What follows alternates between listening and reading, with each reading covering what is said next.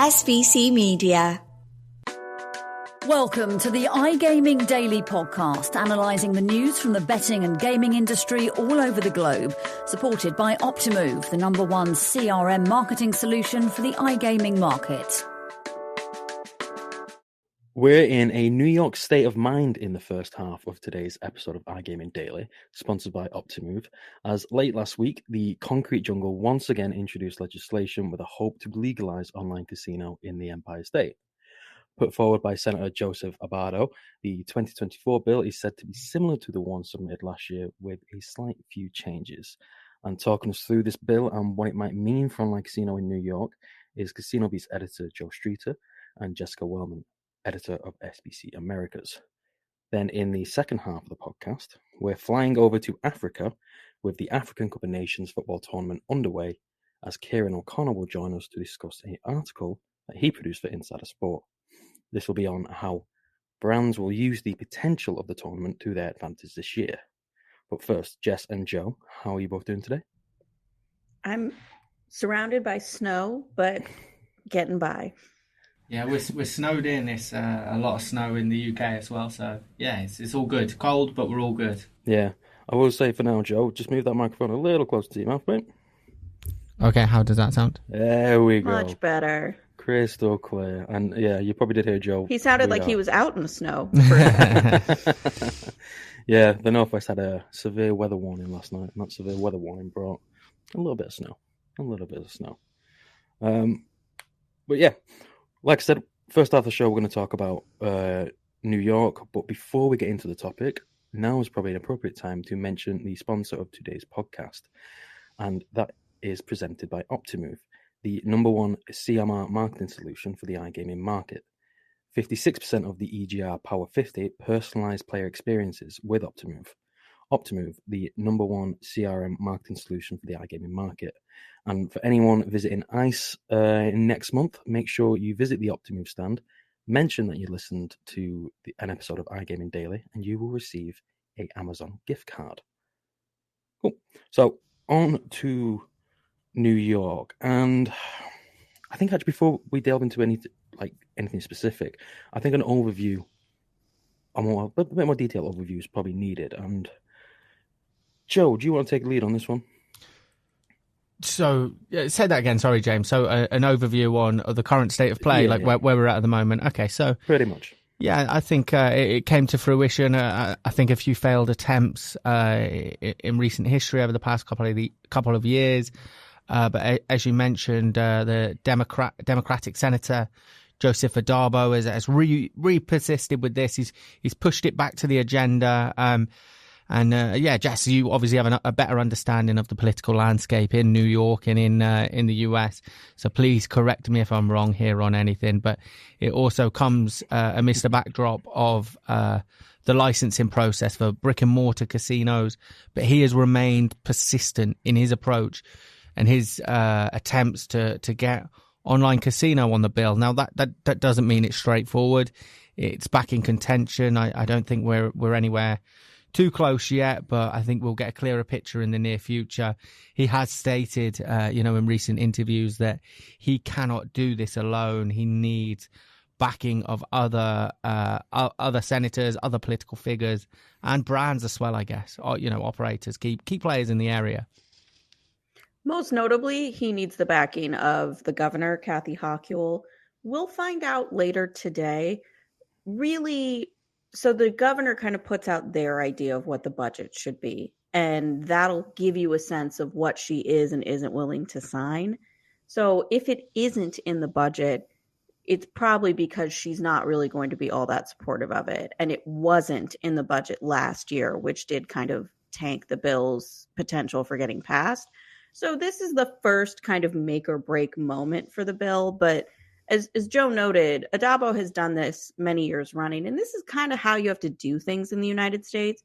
You introduce these bills oftentimes 4 or 5 times in order to get the proper traction necessary in terms of bringing other lawmakers into the fold and getting them to buy in that this is a bill worth passing. The world we live in, Jess, it seems like, everything is sort of party political. Everything is polarizing. everything you either go left or right on, depending on which side of the political spectrum you sit, is whether you support something or not. Is that the same for this bill, where not at all? No, gaming's so funny. I was at Nickelgeese 2 weeks ago, the National Conference of Lawmakers from Gaming States, and it's honestly a fairly even split of the kind of lawmakers that we saw. You had plenty of Republicans and plenty of Democrats, because this is an issue that, both sides of the aisle, depending on what state you're in, it's a coin flip which party is going to pass this, Okay, I guess that's a really good sign for, if you had said to me it's Republicans hate it and Democrats love it, that then adds an extra obstacle, an extra layer of complexity to getting it passed. But the fact that it's not party political, it gives me a bit of optimism that there is hope for this bill potentially. Oh, don't worry. I can quash your optimism in no time. As you pointed out, right now they're in the process of licensing downstate casinos. And Connor over at CasinoBeats has been on this beat a lot. If you want to check out what he's been doing about these local projects, a lot of them have a tremendous amount of resistance. Putting a casino in Times Square, the entire Broadway community kind of came out and is like, we don't want this. That sounds awful. So you've already got a lot of pushback from people that don't want gambling expansion on the brick and mortar casino front, that taking on additional heat with online casino expansion at the same time is not necessarily politically desirable. It's also an election year. And so a lot of politicians are not going to necessarily back something that a portion of the population feels very strongly about. I can't tell you how much of the population is like violently anti-gambling, but I think it's like the UK. There are a group of people that think that adding more and more gambling is not a good thing. Okay, if we look hypothetically then, the market will open. Now that I've quashed our dreams, let's pretend this happens, James. Yeah, let's use our imagination now, because it's not going to happen. Well, it might not. Who will be some of the key players if the market should open? It's going to be the same kind of players you've seen in every other state. So right now, the way the licensing works, it would be opened up to the the 4 existing downstate casinos and the 3 upstate casinos that they'll eventually license, to VLT parlors, to the federally recognized tribes in the state, and to online sports betting operators. So there are some operators that didn't get into New York, most notably PointsBet, which is now Fanatics, and ESPN Bet, which has a very strong online casino brand in Hollywood Casino. So they'll probably partner up with some of these people and get in that way. But because online sports betting operators are part of this, I think, you're really going to see those major brands that you see everywhere else. If anything, I would almost guess that these, online casino, we tend to see more licensees come in. But what we've seen on the sports betting side is that not all of these licenses are being claimed, that I don't even know if you're going to get as many licensees as this bill has room for. Oh, wow. Okay, and then, again, another hypothetical, and I only say this because New York's it's partnering on with New Jersey, and from my understanding, from every American TV show that I ever watch, a lot of people in New York would travel to the likes of New Jersey or Atlantic City to place a bet because you can't do it in New York itself. Just two-pronged question. How big, hypothetically, could this online gaming market be in New York? And just how much of an impact could it have on neighboring states like New Jersey? Well, this is to both of you. So, Joe, you want to go? Yeah, so I think it's worth, Jess mentioned the sports books already in the state, and New York is a sports mad state, and it's interesting. Sorry, a bit of a long answer to your question here, but it was a long question, to be fair. It's I was talking to somebody about Brazil earlier, and they mentioned how sports mad Brazil is. Well, online casino can be a tool in that and can benefit from that as well. And I think New York is the same. I think it can benefit from just how sports mad the state is, and it can continue to tap into that audience. I think New York will be looking at the numbers from Connecticut and from New Jersey, and there's been a few dips here and there, and I think the numbers from Connecticut towards the end of last year that recently came out weren't brilliant. There was a slight dip, but generally speaking, these numbers are quite healthy. And yeah, I think there's something about New Yorkers. I think the state is, I don't know, I think it's built for sports betting online, and I think it's built for online casino as well. I think it could be a big hit. Yeah, I mean, to echo Joe's point, I think you potentially see a dip in New Jersey online casino money, which that industry is now 10 years old and has continued to grow. But it's done so because, I mean, it weathered the storm of Pennsylvania opening up online casino and still managed to grow. But to your point, inevitably, people aren't going to necessarily cross over to play as much anymore, and they'll probably lose a little bit. This year in sports betting, to Joe's point, they wagered $19 billion worth of bets in New York over the course of the year because the very onerous tax rate is 51%. That's $1.55 billion in taxes for the state. On the online casino side, a little bit more reasonable of a tax rate, 30.5%. It's also a much higher margin business. So the projections on Addabbo's bill would be about $1 billion in, can't remember, tax revenue annually. Blimey, that's a lot of potholes filled. That's some big tax coming in, and it's worth noting as well when we talk about transcending audiences and bringing people over from sports books and that type of thing. Online lottery is included in the bill, so. I don't know quite how significant that is, but it's another factor, another thing that is there. Yeah, it'll be interesting. Pennsylvania still has a court case about this. So I don't know if you guys know, online lottery here, if you have what are called instant games, it's literally same suppliers, same games, and where it says spin, it just says scratch. And so there's a certain amount of contention between these two groups that I was surprised he threw that in there. That feels like a lofty goal on top of an already auspicious bill, but we'll see. Really interesting. So it's just scratch, and it's essentially allegedly a slot. Yeah, that's really interesting. Yeah, in Pennsylvania, this suit has been going on for, I think, 4 years, and they haven't really resolved it, but there's not a lot of love lost between online instant games and online casino. So if it's just being able to buy Powerball and scratch tickets and Mega Millions online, that's a different story. But if it does have that component to it, you're essentially creating a very similar user experience and allowing the lottery to take part. But that might make people who are lottery supporters more willing to come in on this bill. It might be a move that brings people in. Yeah. I just had one more political one for you, Jess, if that's okay. Forgive me for going too deep. And it's a bit Sorry, of a rogue James. one. Hope you didn't have questions today. No, it's fine, Joe. You be the host. We saw, and you shattered my dreams. You gave me some bad news at the start, so I wanted to but potentially give you some a tough one to close. A big Donald Trump win in Iowa last night. Am I correct there? Yes. How does a Trump presidency look for New York online casino? Is there any impact there or no? Nah.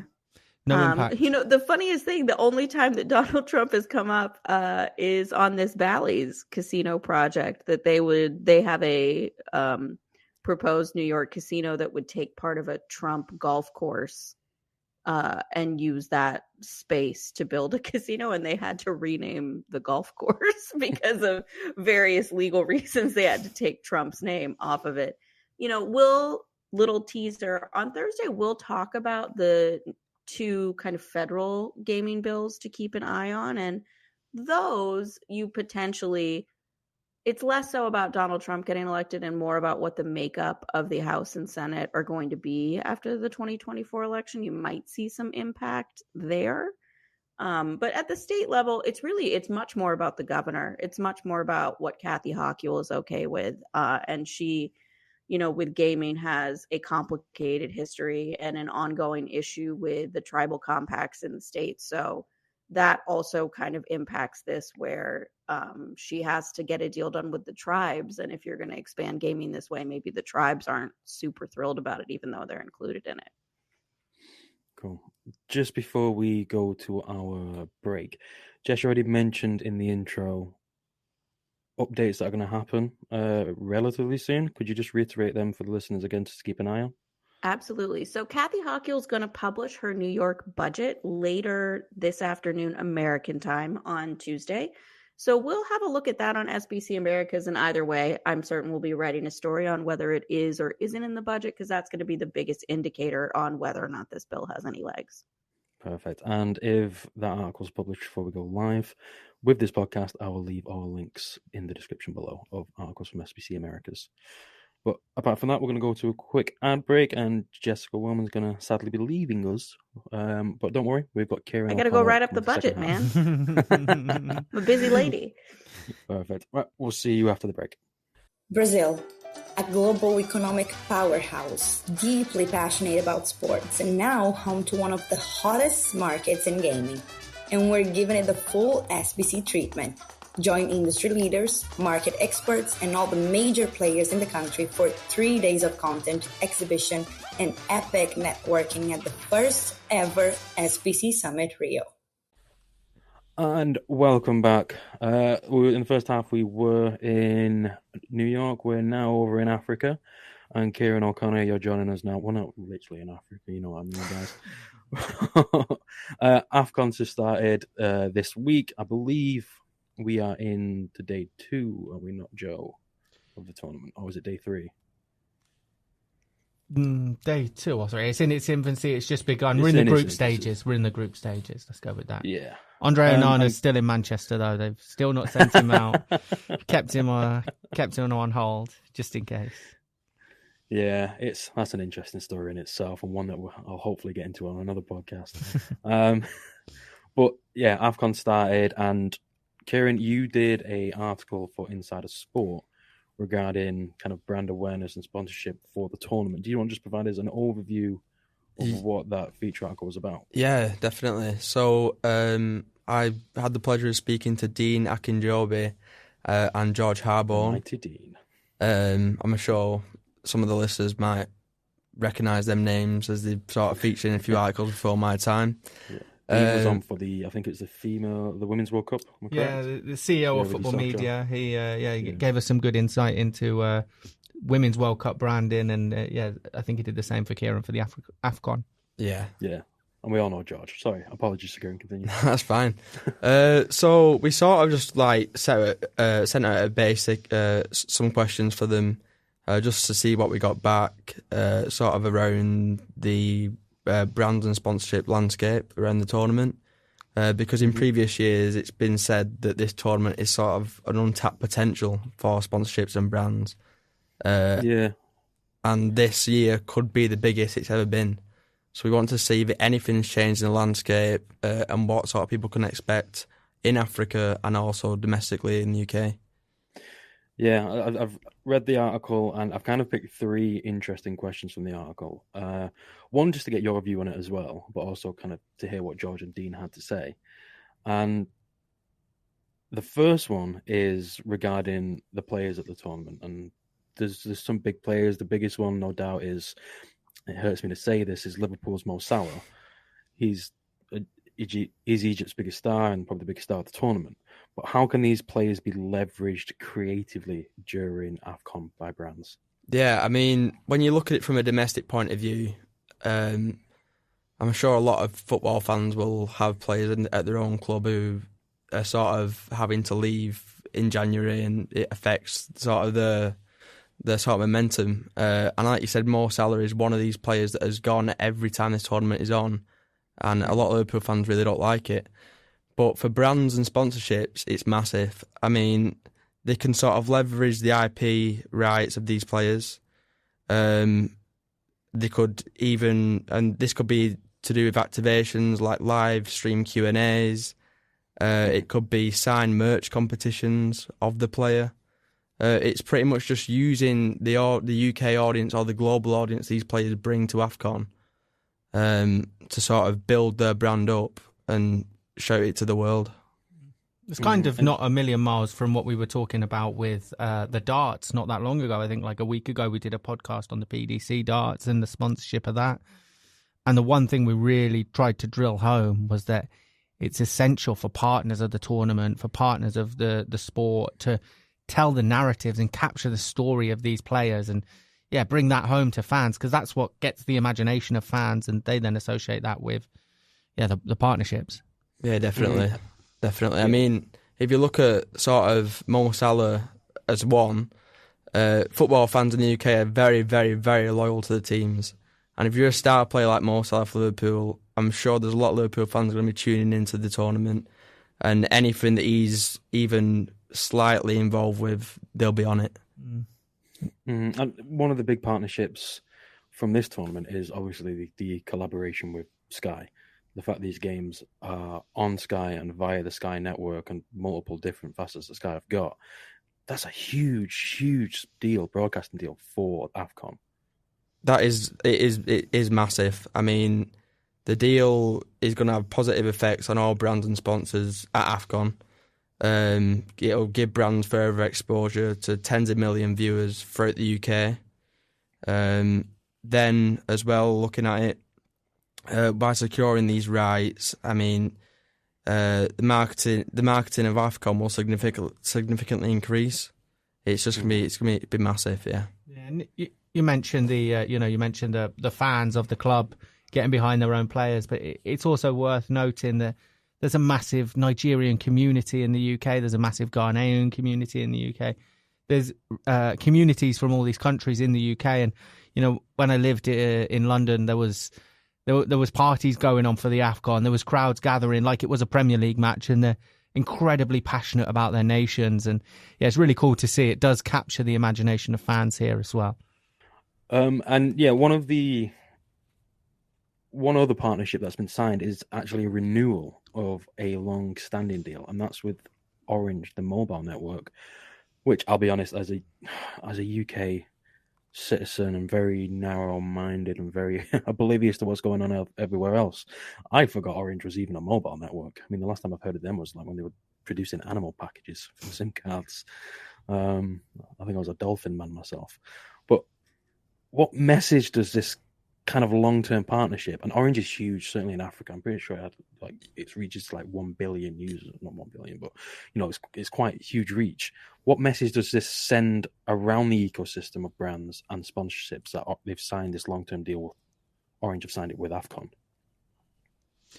Yeah, I think there's just, and we've seen it with 1xBet as well. They've had the renewal of a long-term partnership for the tournament. Mm-hmm. And I think there's a real brand awareness that comes with being a regular partner of a tournament like that people tune into every time it's on.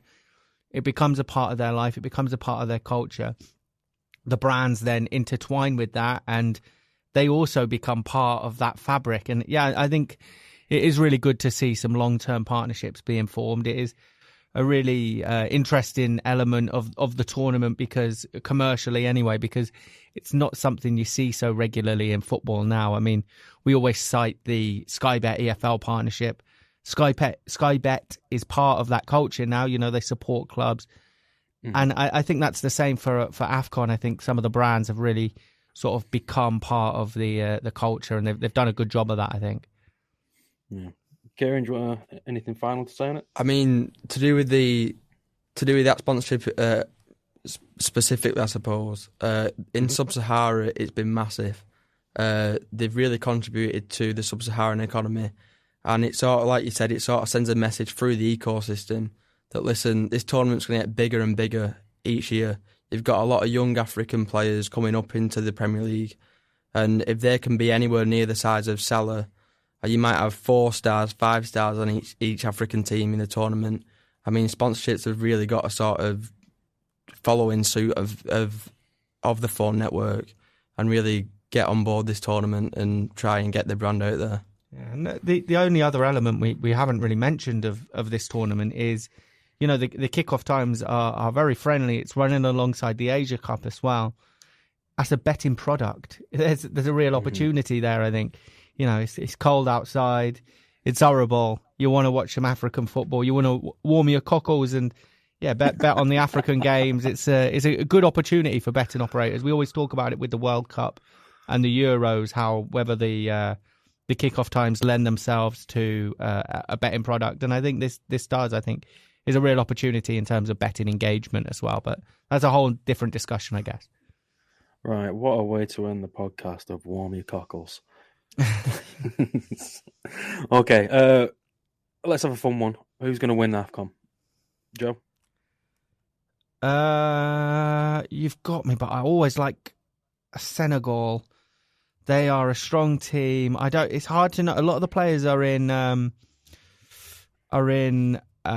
Saudi now, so the quality of football they're going to be getting week in, week out is hard to know. I guess the only other one is if Victor Osimhen, he's not been having the best time at Napoli. He might enjoy the break. He's going to be worshipped for Nigeria. If he can fire Nigeria, if he can get cracking and get some goals, they've got a real chance. Mm-hmm. Kieran? I've got to go Nigeria. I mean, it's a bit of a stupid reason, but ever since they brought that kit out that got so big over in the UK, the one I'm talking about, the white, the green, the black one. I've been a big fan of them, yeah. Is it still Aliou Cisse, the manager? I'm not sure, it might be, yeah. He was brilliant, great value at the World Cup. He was a lot of fun, and they play great football. Who are you backing, James? Who you got? I think I'm going to go Morocco. Oof. Yeah, that's a great shout, actually. Yeah, just off the back of the performance in the semi-final reach they got, I think it was in the World Cup. I want them to continue that because it was such a nice little fairy tale story that I want them to have a happy ending. So yeah, I think Morocco. So, yeah. Cool. Right, that's everything that we've got time for on today's iGaming Daily, sponsored by Optimove. Any of the topics that we've discussed in the podcast today, from New York to African Cup of Nations, I will leave links in the description below. But apart from that, Joe, Kieran, and Jess, who's now left us, thank you for joining. And to the listeners out there, you will hear me tomorrow. So tune in again for another episode of iGaming Daily. Thank you and goodbye. Thank you for listening to today's iGaming Daily podcast, supported by Optimove, the #1 CRM marketing solution for the iGaming market. If you want to find out more about some of the subjects raised today, feel free to explore any of the sites in the SBC News Network or check out the latest edition of the SBC Leaders magazine. Happy reading.